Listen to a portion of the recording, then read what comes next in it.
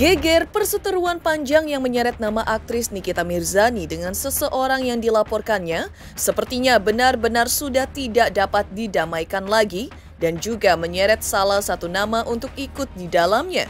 Ya, seperti diketahui sempat terjadi sebuah aksi ketegangan di mana Nikita Mirzani tiba-tiba masuk dalam konferensi pers yang dilakukan Rasman bersama awak media secara daring.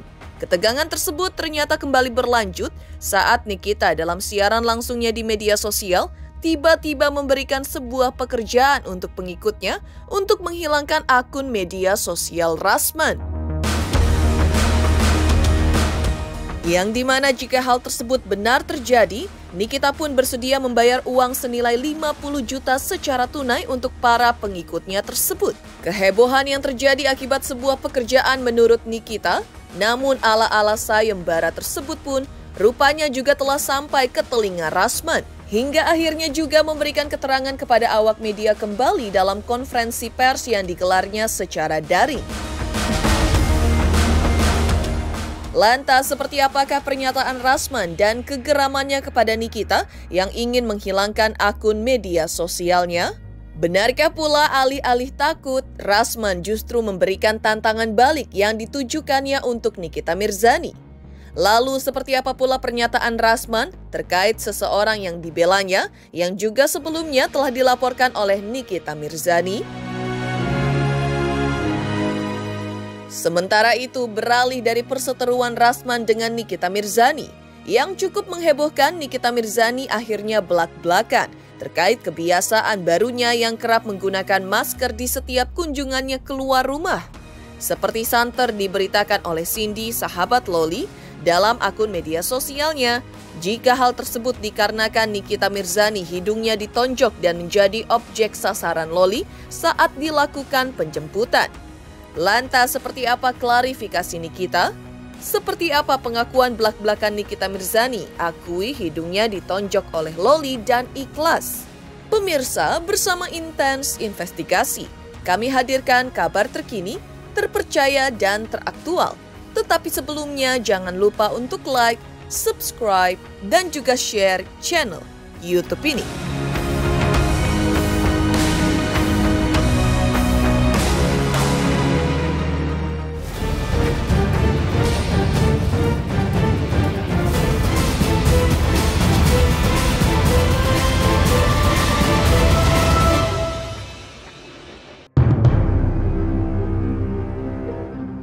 Pemirsa Intens Investigasi masih melanjutkan kabar terkait perseteruan aktris Nikita Mirzani dengan kuasa hukum seseorang yang dilaporkannya, yaitu pengacara Rasman Arif Nasution. Rasman dan Nikita Mirzani sebelumnya memang sempat berseteru, di mana Nikita Mirzani tiba-tiba masuk dalam konferensi pers yang dilakukan Rasman bersama awak media secara daring. Ketegangan tersebut ternyata kembali berlanjut saat Nikita dalam siaran langsungnya di media sosial tiba-tiba memberikan sebuah pekerjaan untuk pengikutnya untuk menghilangkan akun media sosial Rasman.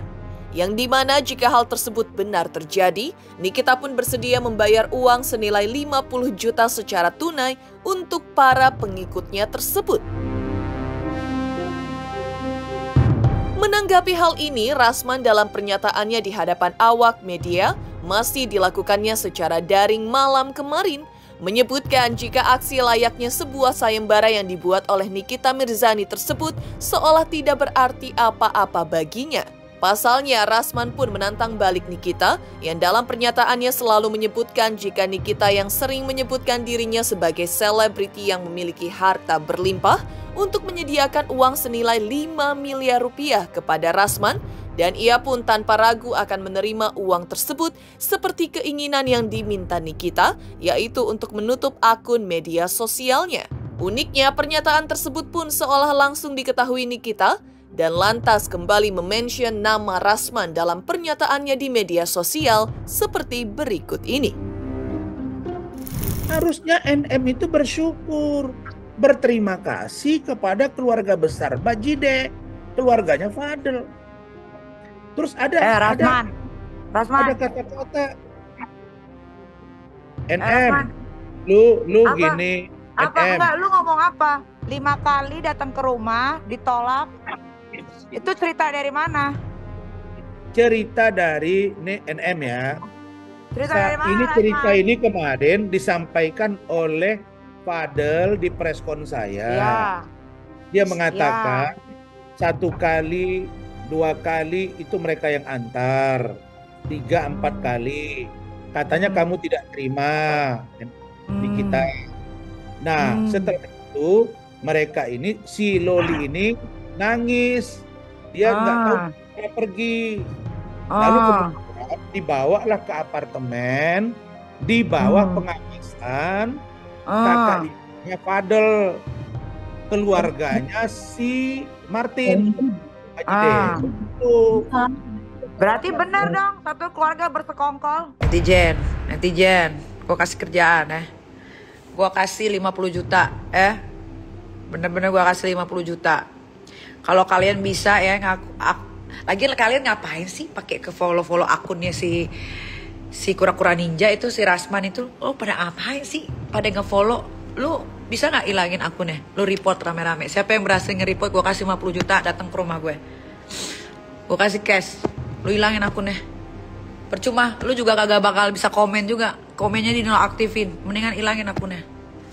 50 juta buat 1 orang tapi ya. Buat 1 orang siapa yang beruntung. Serah deh. Ingat ya, buat 1 orang yang berhasil ngilangin akunnya si kura-kura ninja itu ya. 50 juta datang ke rumah gue. Kita foto bersama, posting nanti ya. Biar orang tahu gue beneran ngasih. Tapi lalu kemudian NM malah curiga. Mengatakan, wah itu kan katanya sama saya. Itu membuktikan bahwa keluarganya ikut. Nah itu biar saja itu menjadi interpretasi dari seorang NM. Itu kan hak dia.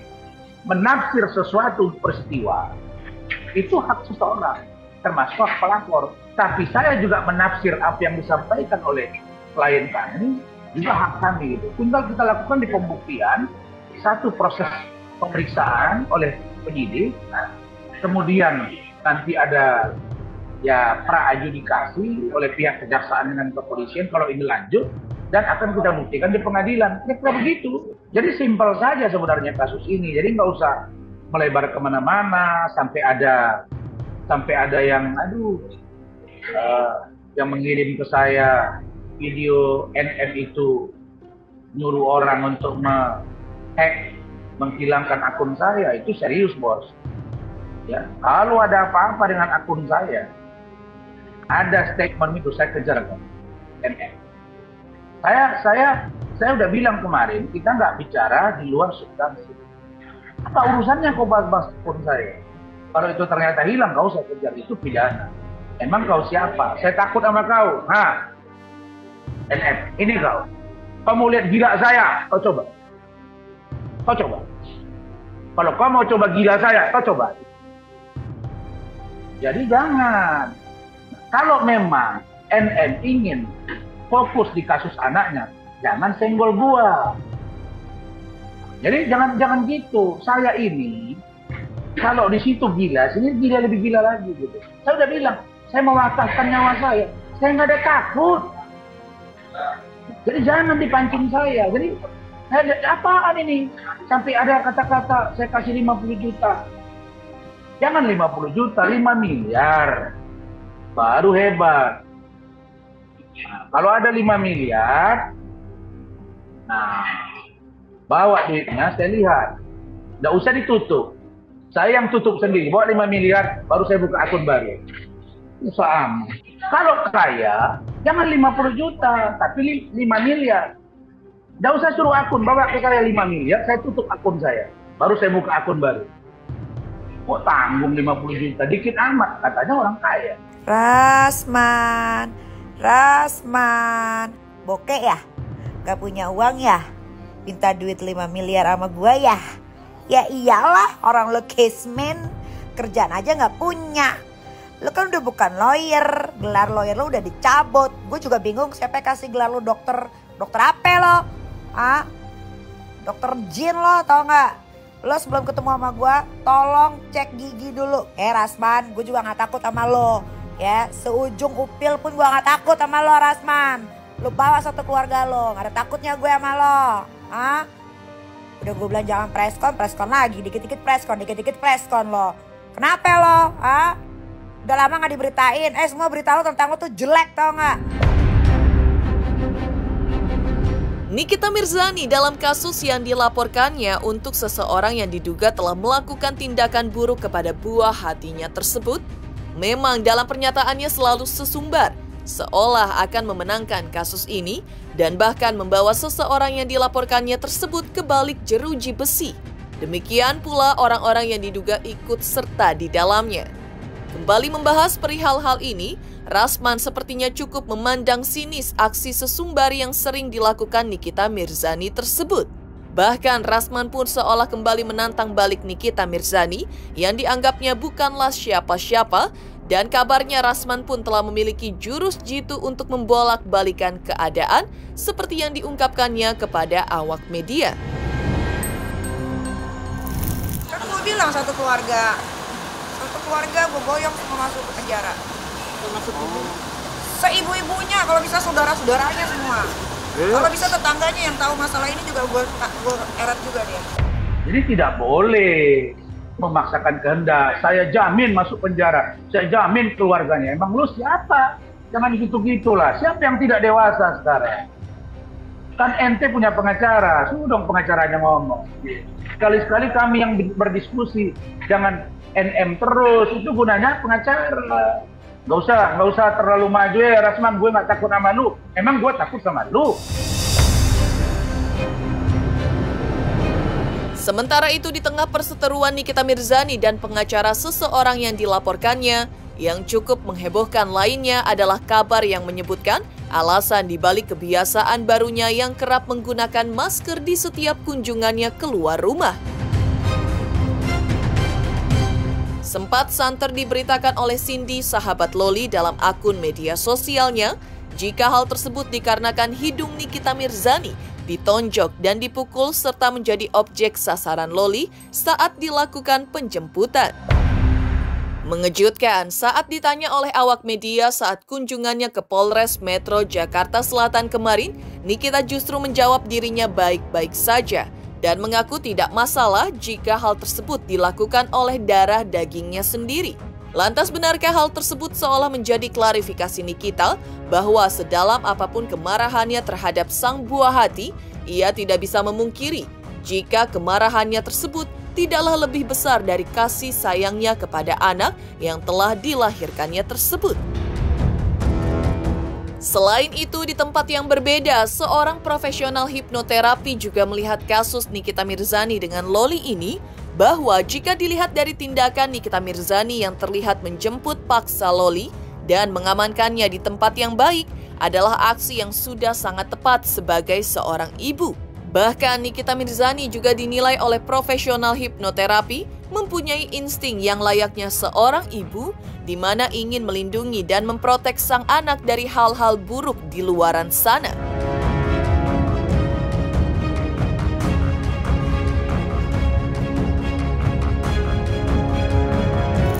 Mungkin banyak netizen yang salfok dengan hidung Kaniki, sempat ada perban itu mungkin karena kenapa Kaniki? Ya ada sedikit luka aja, berarti oke lah, nggak ada masalah.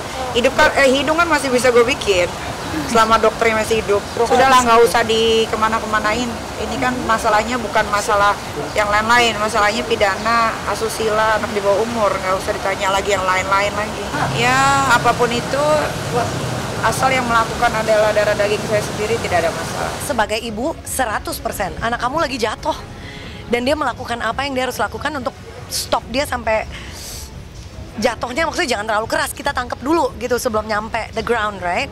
Sebagai ibu 100% she's doing the right thing. I think insting seorang ibu, whether orangnya kepribadian, sabar tuh kepribadian ya, ada orang yang sabar, ada orang yang enggak. So whether you are sabar or not, I think as a mom, insting yang pertama itu protect anaknya. Dan sebagai ibu, dia mengikuti insting dia untuk protect, jadi saya nggak akan bilang apapun yang bad about that. Di sisi lain, tentu sudah tidak dapat diragukan lagi permasalahan ini bak sebuah bola salju yang seolah menggelinding dan terus membesar, dan seolah tak pernah menemukan arah. Meski Nikita telah membuktikan ketulusan hatinya untuk seolah memaafkan Loli, Agaknya masih ada upaya lanjutan yang akan terjadi ke depannya. Lantas seperti apa sahabat Nikita melihat permasalahan yang tengah terjadi?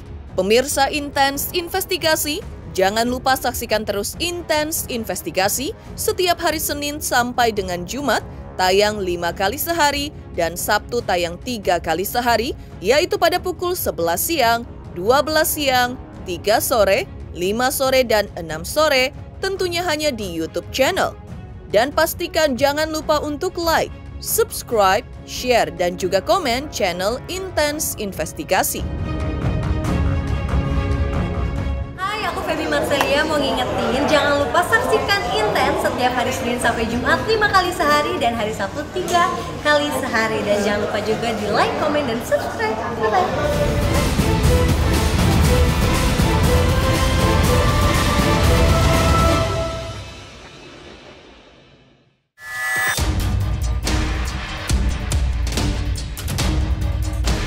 Ya, nama Laura Meizani Naseru Arsi atau Loli memang dikenal namanya berkat permasalahannya dengan sang ibunda beberapa waktu belakangan ini. Meski begitu, rupanya hal tersebut berbeda jauh dengan apa yang sering dilihat sahabat Nikita Mirzani sebelumnya dan sering mengunjungi kediaman Nikita pada saat itu. Menurutnya, Loli sebelumnya tipikal anak yang baik, bahkan dikenal sebagai anak yang rumahan dan juga sopan. Tidak seperti apa yang agaknya ingin ditunjukkannya sekarang. Yang gue tahu Loli itu, gue kan sering ke rumahnya kan, berapa kali, sering lah. Kalau lagi ada setelah event gitu, pergi sama dia. Loli anaknya baik gitu loh, di rumah terus, jarang keluar, yang gue tahu ya. Dan orangnya nggak seperti yang kemarin itu sampai ngata-ngatain rumahnya. Wah parah sih itu sih, kalau menurut gue sih itu udah keterlaluan ya gitu loh, sampai ngatain orang tua seperti itu. Maka dari itu, sebagai sahabat yang juga pernah mengenal Loli secara pribadi, ia pun berharap agar Loli segera meminta maaf kepada sang ibunda. Karena menurutnya pilihan Loli untuk bersama pria yang telah dilaporkan ibundanya tersebut sepenuhnya salah dan tidak akan mendapatkan keberkahannya di kemudian hari. Dan jika Loli masih berseteru dengan ibundanya tersebut. Sahabat Nikita juga menilai langkah yang telah diambil untuk melaporkan kekasih Loli tersebut ke pihak kepolisian sudah sangat pantas dan tepat. Apalagi mengingat Loli juga di bawah umur. Kalau menurut gue sih, yang namanya seorang ibu ya wajar ya begitu ya. Apalagi anaknya itu, Lolinya tuh kayak setelah pisah sama Niki jadi berubah gitu. Kalau menurut gue sih wajar ya. Apalagi dia darah dagingnya sendiri. Gue juga kalau sebagai orang tua ya pasti gue bela-belain. Harusnya dia sadar sih. Apalagi dia udah berhijab kan. Dia harus tahu surga itu ada di telapak kaki ibu, bukan di ibu orang lain gitu. Kalau cowok sih kalau menurut gue gampang dicari ya gitu. Tapi keberkahan orang tua kalau kita apa ya namanya, kalau kita durhaka, waduh dia masih ini sih, masih apa, belum mengerti kehidupan. Kalau menurut gue sih pantas ya, pantas banget itu ya. Apalagi sampai gue nggak tahu ya itu sampai dia nyuruh aborsi itu gue nggak tahu. Tapi kalau menurut gue sih itu pantas ya. Apalagi Loli juga masih di bawah umur ya. Mudah-mudahan kedepannya Loli juga sadar sebagai anak. Gue juga tahu gimana caranya tuh Niki itu kerja, cari duit buat keluarga. Karena gue tahu banget. Dia sampai bela-belain dulu zamannya sama gue tuh dari nge-DJ, terus sekarang nyanyi. Itu ngebela-belain banget kan. Sekarang siapa sih yang mau kerja dari malam sampai ke pagi gitu. Apalagi luar kota terus kan. Ya ininya sadar lah Lolinya lah. Dia harus minta maaf kalau menurut gue ya. Minta maaf sama Niki. Mudah-mudahan mereka jadi keluarga yang baik-baik lagi deh. Sementara itu, seperti diketahui sebelumnya, setelah melaporkan pria yang dituding telah melakukan tindakan yang tak pantas untuk putrinya tersebut, Nikita bergerak cepat untuk memberikan sejumlah bukti, keterangan tambahan, dan bahkan menghadirkan sejumlah saksi lainnya. Lantas, seperti apa analisa praktisi hukum Deo Lipa terkait kelanjutan pelaporan yang dilayangkan Nikita? Selamat untuk Intens Investigasi karena sudah mencapai 3 juta subscribers di YouTube. Sukses selalu and all the best!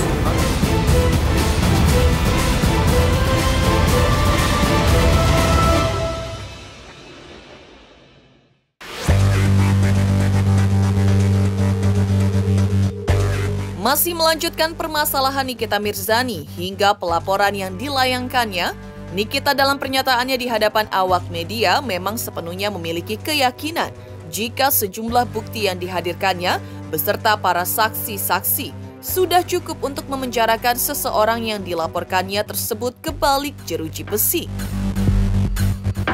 Deo Lipa menganalisis masih ada beberapa tahapan yang harus dilewati hingga si terlapor ini bisa ditentukan akan jadi tersangka atau tidak, karena walaupun sebagai terlapor, pastinya kekasih Loli akan tetap dipanggil terlebih dahulu sebagai saksi untuk mencari tahu dari bukti-bukti tersebut tempat kejadiannya di mana hingga semuanya jelas.